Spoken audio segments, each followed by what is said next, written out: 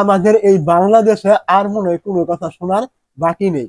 কিছুদিন আগে আমরা শুনলাম যে ছেলে নাকি তার নিজ মাকে মানে নাফেরের দেশে পাঠিয়ে দিয়েছে। এটা পুরা দেশ জানে, ফেসবুক, ইউটিউব কোথাও ঢোকা যাচ্ছে না।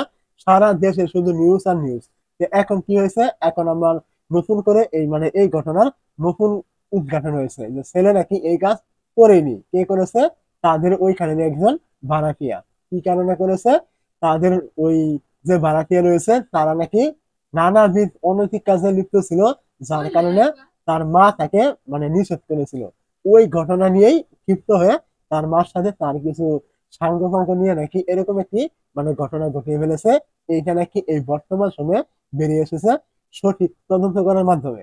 এখন আগে যে তদন্ত করেছিল সেটার কি হলো? এখন কিন্তু কিছুদিন আগে সকল মার ভিতরে কিন্তু একটি ভয় ঢুকে গিয়েছিল যে আমার ছেলে হয়তো আমার সাথে এরকম কোনো কিছু করতে পারে। তো তারপরে কি হলো?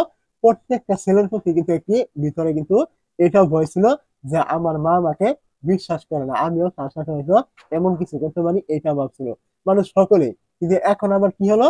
যে র্যাব যে তদন্ত করেছিল তাদের প্রতি বিশ্বাস মানুষের উঠে গেল যে র্যাব কি করে এই ভুলটা করতে পারে।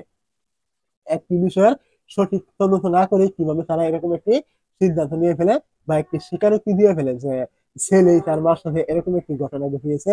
তো যাই হোক, ভুল র্যাব হোক বা প্রশাসন হোক, যারই হোক, ভুল সবারই হতে পারে। এরা কেউ ফেরেশতা নয়, মানুষ মাত্রই ভুল করে।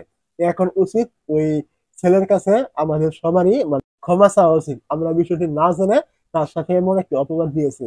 দেখুন ঘটনা কি হয়েছে। ছেলে তার মাকেও হারিয়েছে এবং কি তার একটি অপবাদও ছিল যে সে তার মাকে এরকম একটি ঘটনা ঘটিয়ে ফেলেছে এবং কি তার বাবারও কিন্তু অনেক অপমান হয়েছে। এলাকায় কোনোখানে মুখ কিন্তু দেখাতে পারে না, সবাই কিন্তু সিসি করছে। তো ঘটনা যাই হোক, এখন আমরা এর সঠিক বিচার চাই। যেটাই হয়ে থাকুক, যেই মেলে থাকুক, তার সঠিক তদন্তে সঠিক বিচার হোক।